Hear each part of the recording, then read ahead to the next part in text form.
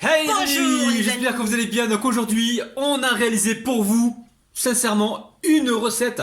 De C'est la base, malade, ouais, c'est la hein. base d'une bûche roulée, mais on l'a pas faite rouler, on l'a faite plutôt plate. Et franchement, les amis, regardez-moi ça. Petit gâteau tout chocolat. Franchement, vous allez faire plaisir à énormément de monde. Si vous faites cette recette donc pour la fête de fin d'année, vous allez vraiment faire des heureux et des heureuses. Alors si vous venez tout juste d'arriver sur la chaîne Cuisine Rapide et que vous n'êtes pas encore abonné, je vous invite à le faire en cliquant sur le petit bouton qui vous attend juste en bas de la vidéo. C'est marqué en rouge, s'abonner, cliquez dessus, c'est entièrement gratuit. Et en plus, vous allez apprendre énormément de choses. On part en cuisine, c'est C'est parti. parti. Alors très simple, pour réaliser donc cette génoise roulée les amis, il va nous falloir 130 g de farine, 120 g de sucre, 4 œufs entiers, on aura besoin de 5 g environ de levure chimique, donc elle est là, levure chimique, et 3 belles cuillères à soupe de cacao en poudre, j'ai environ 30 g les amis. Donc la famille est très simple pour cette recette, je vais mettre hop là, les œufs et le sucre et je vais fouetter sans arrêt. Alors petit conseil les amis, si jamais vous ne voulez pas utiliser la levure chimique, vous voulez faire une génoise simple, donc sans levure, dans ce cas-là, je vais vous conseiller d'utiliser le batteur et de bien blanchir les œufs et le sucre jusqu'à avoir donc la formation d'un ruban.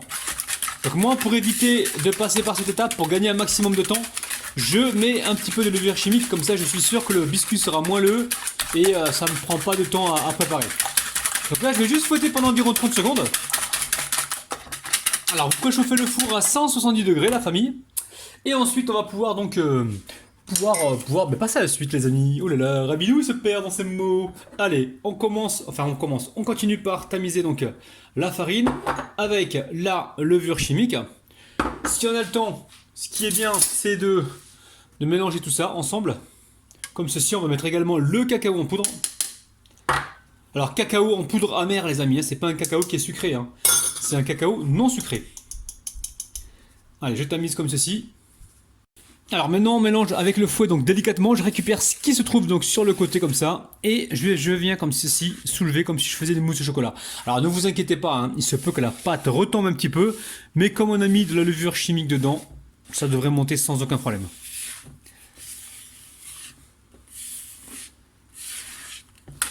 Alors ensuite vous récupérez un moule qui fait 26 cm sur 36 hein, et on va venir y couler notre pâte. Donc je répète encore une fois les amis, le four est en train de préchauffer. Il est en train de préchauffer à 170 degrés et pour la cuisson c'est environ 10 à 12 minutes. Hein. Après tout dépend des fours. Hein. Donc le meilleur moyen de savoir si le biscuit est cuit c'est au bout de 10 minutes, vous plantez un couteau dans votre gâteau et vous regardez si la lame ressort sèche, c'est que le gâteau est cuit. Alors je vais vous donner plusieurs astuces pour réussir votre biscuit roulé les amis. Petit à petit, on va voir ça ensemble. Alors, on récupère une pelle à tarte ou une spatule, hein, pour récupérer ce que vous avez. Et on vient comme ça étaler donc la pâte sur toute la surface du moule.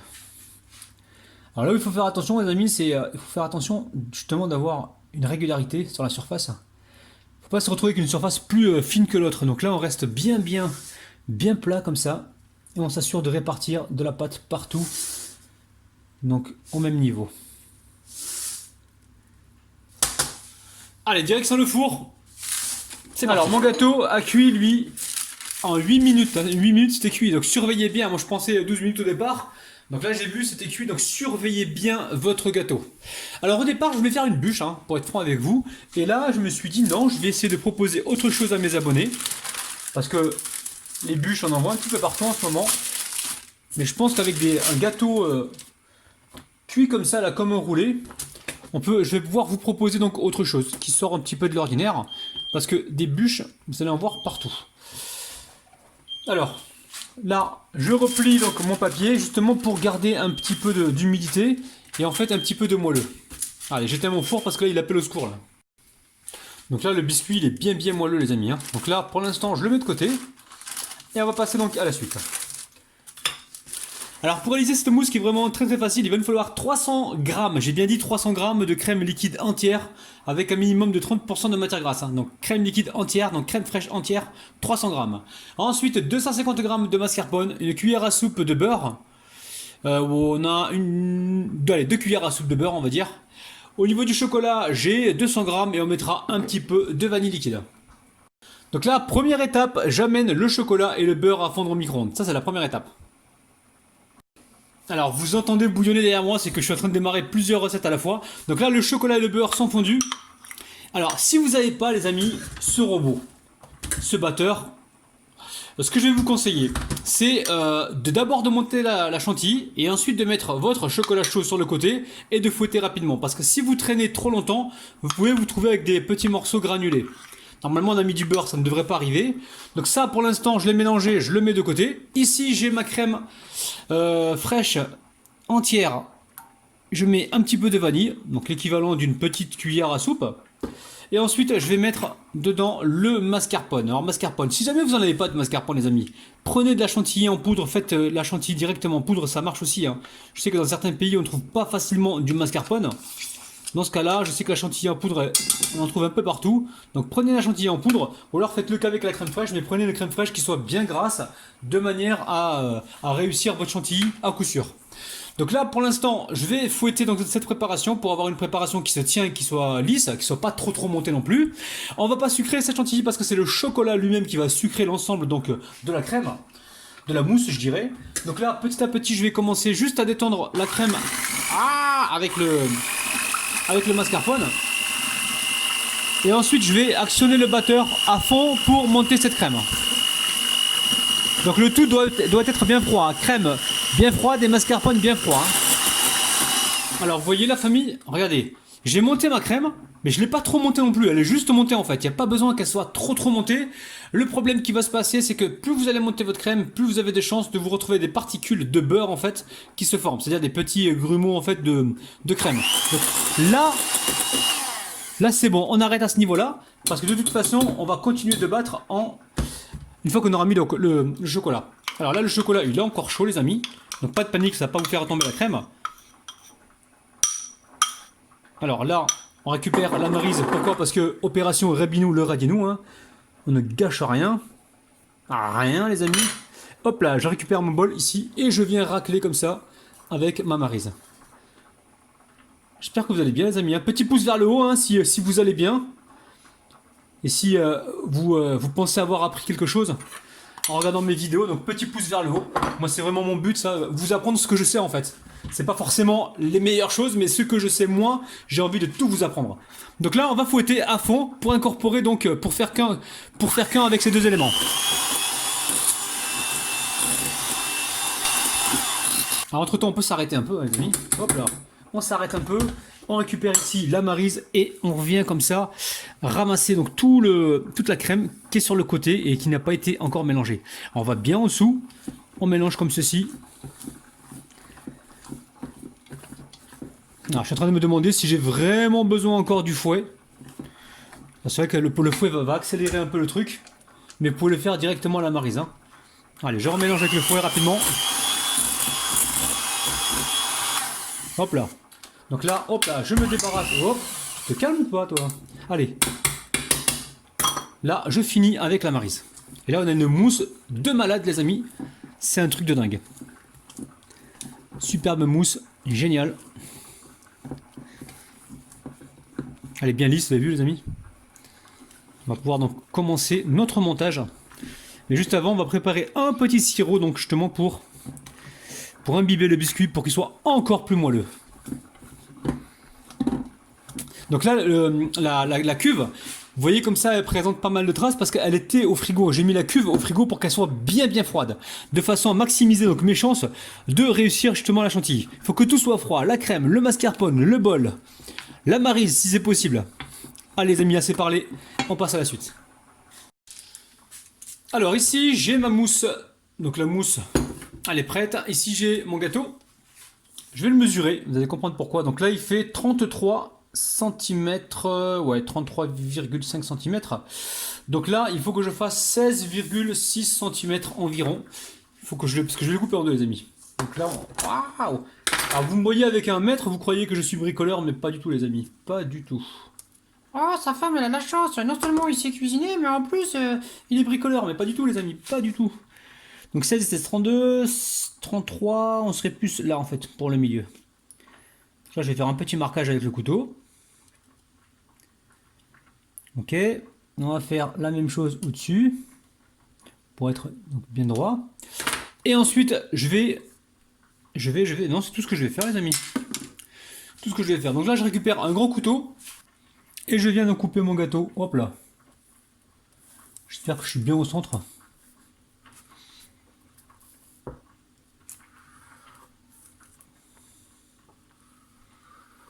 Alors, le gâteau est coupé. Maintenant, on va passer donc au sirop pour l'imbiber en fait. Alors, on va avec tendresse et délicatesse. Donc là, il se peut qu'il se colle un petit peu au papier. C'est pas bien méchant, la famille. Attendez, on va le décoller.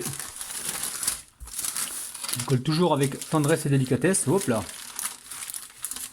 Ne vous inquiétez pas, le papier, on va pas le jeter. Hein. Moi, le papier, je récupère la spatule comme ça. J'enlève, voilà, ce qu'il faut enlever. Je récupère un pas de gaspillage chez Rabinou. Hein. Ah, il est radin, le gars. Je fais ce que je veux, les amis. C'est pas de la radinerie, c'est de la gestion, les amis. Gestion, voilà. Donc ici, on arrête de parler, Rabinou. Donc là, je vais commencer donc à imbiber mon premier biscuit. Alors, pour réaliser donc le lait d'imbibage, on va imbiber donc ce gâteau avec du lait, du café. Donc là, j'ai 120 grammes de lait. Je pèse en grammes, moi. Là, j'ai une petite cuillère à soupe ou une cuillère à café. Tout dépend de la force du café que vous recherchez. Et je mets ici une pointe de cannelle. Là, on est en pleine période de fête. Donc la cannelle, ça rappelle aussi les périodes de fête. Donc là, je vais juste mélanger. Et je vais me servir de ce mélange de café au lait à la cannelle. Ça sent bon, les amis. Justement pour imbiber notre gâteau. Alors, ici, nous avons donc notre préparation pour imbiber le biscuit. Alors, la fourchette, ici, je vais l'utiliser comme ça pour faire des petits trous pour permettre justement à l'imbibage de pénétrer dans le gâteau, les amis. Alors, ce que vous entendez derrière, je vais encore me répéter, qui bouge, c'est une autre recette que je suis en train de lancer, les amis. Je ne m'arrête plus en ce moment entre ma chaîne et celle de Rabinette. Alors, les amis, si vous ne connaissez pas la chaîne de ma femme, donc Cuisine Rabinette, allez vous abonner, les amis. Franchement, vous allez apprendre énormément de choses. Alors, vous avez le lien aussi en bas de la vidéo. Donc là, on va prendre le pinceau. Je sais même pas où est-ce que je l'ai mis là. Rabinou, le désordonné là. Coucou les amis. Alors pour ceux qui vont me demander où est-ce que j'ai acheté ce plateau là, bah très simple. Je fais pas de pub pour Carrefour, mais j'ai été à Carrefour, j'ai trouvé ça. C'est assez pratique hein, pour faire les gâteaux. Allez, ici, on vient imbiber comme ceci. Alors, quand vous imbibez, c'est important d'avoir le mélange café au lait qui soit chaud, hein, les amis. Hein. Sinon, s'il est froid, il va pas pouvoir pénétrer dans le gâteau. On va bien sur les côtés. Si on dépasse un peu, c'est pas grave, on viendra essuyer tout à l'heure. Alors, on va imbiber l'autre partie du gâteau, donc arrangez-vous justement. Cette partie, c'est la partie la plus collante, les amis. Donc, vous la laissez dessus, c'est celle que l'on va garnir. Et la partie la moins collante, c'est celle qui va aller donc sur qui va aller dessus en fait. Parce que si vous faites le contraire, regardez les amis, si vous faites ça, hop, ce qui va se passer, c'est que ça va coller au fur et à mesure parce que ici c'est plus frais en fait. Donc prenez le côté le moins collant en dessous. J'espère que je me suis bien fait comprendre. Ici, je récupère ma fourchette, pareil. Je fais mes petits trous. Je récupère mon sirop. Et je viens imbiber donc l'autre partie. Il n'y a pas besoin d'utiliser tout le sirop, pas le sirop, tout le mélange. Si vous voyez que vous n'avez pas besoin de tout, ne mettez pas tout les amis. Encore une fois, tout dépend de la capacité d'absorption de chaque biscuit. Alors ici, j'ai récupéré une poche avec une douille ronde. Vous prenez la douille que vous voulez les amis. Et je vais venir comme ça remplir ma poche avec cette jolie mousse. Jolie mousse de ouf. Regardez-moi cette texture de malade. Très très facile à réaliser. Alors on va essayer de chasser les bulles d'air là pour l'instant. Je ramène comme ça ma crème, ma mousse plutôt. Et avec ma palette là, je vais venir comme ça pousser et je chasse les bulles d'air. Bon, il y en aura toujours un peu des bulles d'air les amis, mais moins on en a, et mieux on va se porter.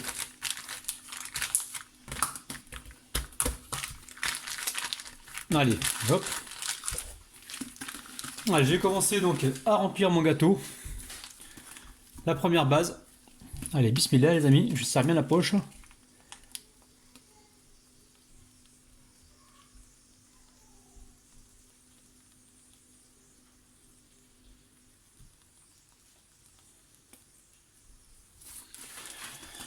Alors je viens resserrer la poche comme ça et je continue. Alors si vous ne le sentez pas, faites comme ça les amis. Regardez, hop, vous pouvez faire ça.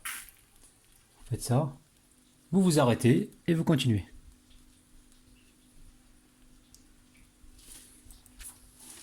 Allez, je récupère le biscuit, celui-ci, et je viens le disposer par-dessus. Alors, on s'assure d'être bien droit. On appuie un petit peu. Et là, pareil, on va essayer de faire le même décor, ou sinon, faites le décor de votre souhait. Il n'y a pas de souci, la famille. Alors, ça va dépasser un peu sur les côtés, c'est normal, les amis. On va finir notre décoration tout à l'heure. Allez, c'est parti.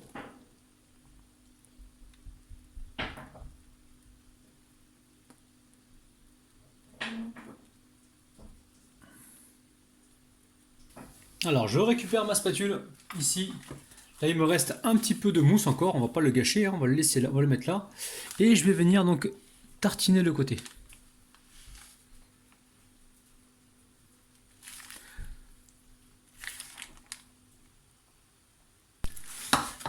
Alors, la famille, ici, j'ai des cerises confites, hein. Donc, je les ai rincées à l'eau, hein, pour enlever le sirop. Et je vais venir comme ça en disposer un peu partout. Alors, vous en mettez où vous voulez, les amis. L'idéal, c'est quand même de combler les petits trous là que l'on voit sur le côté. Hop là. On va essayer d'en mettre un peu partout. Alors, moi, ce que je vous conseille, les amis, c'est vraiment de les essuyer, les cerises, hein. Vous les passez dans un papier sopalin, comme ça. Vous les essorez un petit peu. Voilà, comme ça, vous retirez un peu d'humidité. Et là, on va venir les déposer comme ceci, hein. Ah, ça va être bon, les amis, là, ça va être bon. Encore une fois, c'est un gâteau que je fais, que je vais offrir parce que nous, on ne fait que goûter, les amis. On essaie de pas, comment dire, de pas consommer trop de sucre non plus. Donc, ce qu'on fait, on partage ce gâteau en plusieurs parts et puis on les offre un petit peu à nos voisins ou à nos amis. Parce que sinon, vous imaginez bien que la cuisine de Rabinette plus ma cuisine à moi, on fait des gâteaux régulièrement. Si on mange tout ça, déjà pour notre santé, c'est pas bon. Puis moi, c'est pareil, je vais pas vous encourager à faire des gâteaux tous les jours, hein. Faites-en une fois par semaine, faites-en lors de certains goûters. Mais voilà, vous amusez pas à manger des gâteaux tous les jours, les amis. Bon, pour moi, c'est suffisant. Donc j'amène ça tout de suite au frigo. Non, juste avant, je vais rajouter des pépites de chocolat. Alors, c'est vrai, les amis, vous allez dire, ouais, mais t'aurais pu en mettre à l'intérieur. C'est vrai, mais après, je te dis, vous faites ce que vous voulez, la décoration, ça reste un petit peu votre domaine. Et c'est vous qui voyez, vous faites vraiment comme vous le sentez. Donc moi, je rajoute un petit peu de croquant à la pépite de chocolat. Hop. Je ne sais pas si je vais m'arrêter là, parce que j'ai encore autre chose à mettre. J'ai des petites meringues comme ça. Sincèrement, et à remettre dans vos placards, les amis, vous allez trouver plein de petites décorations comme ça que vous allez pouvoir utiliser. Moi, j'ai des petites meringues là, ça va bien ressortir. Regardez-moi ça, les amis. Donc petite meringue que j'ai pas fait moi-même, hein. J'ai acheté ça dans le commerce, c'était pas cher. Donc profitez-en, si vous voyez des petites meringues comme ça ou des petites décorations qui ne coûtent pas cher, ça peut vraiment vous aider, hein. N'essayez pas de tout faire maison. Ouais, mais moi je vais faire maison. Si t'as le temps, vas-y, hein, y a pas de problème. D'ailleurs, je vais vous proposer des petits apéros si vous voulez, les amis, pour les fêtes de fin d'année, avec une pâte, une pâte feuilletée, pas maison. Pourquoi pas maison? Parce que pendant les fêtes, on n'a pas le temps de tout faire maison. Donc je vais vous montrer des petites astuces rapides. Mais avant de faire ça, j'ai envie que vous me dites dans les commentaires si vous êtes d'accord ou pas. Parce que je sais qu'il y en a certains qui vont me dire, ouais, mais nous, on veut la pâte feuilletée maison. Sachez que sur ma chaîne, il y a deux recettes. Donc une express et une classique de pâte feuilletée que vous allez pouvoir réaliser donc facilement. Maintenant, si vous voulez des recettes rapides, donc avec une pâte feuilletée déjà prête, dites-moi ça en bas dans les commentaires. Pour les fêtes, ça va vraiment vous dépanner. Allez, j'en remets encore une ici. Et là, pour de bon, je pars tout de suite au frigo. Faut que ça refroidisse. On va mettre ça environ 2 heures au frigo. À la famille, je viens de voir au frigo. Voilà, il me restait ça, hein. C'était une petite décoration que je l'ai préparée auparavant. Donc je vais en profiter justement pour la concasser et la mettre sur le contour de mon gâteau. Rien ne se perd avec Rabinou. Voilà, on casse des petits morceaux comme ça.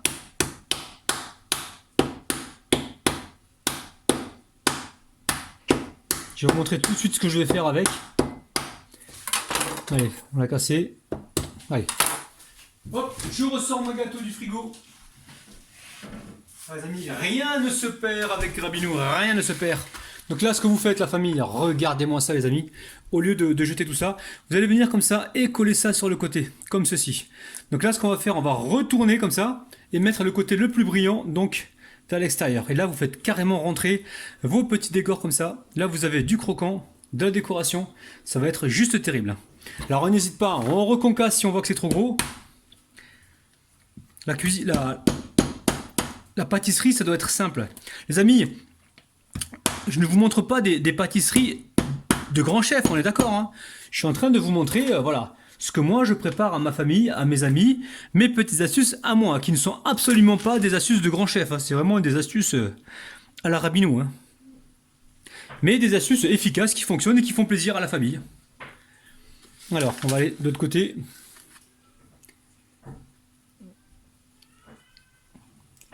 Alors, faites pas des morceaux trop gros parce que sinon ils vont pas coller, les amis. Donc faites des morceaux comme ceci.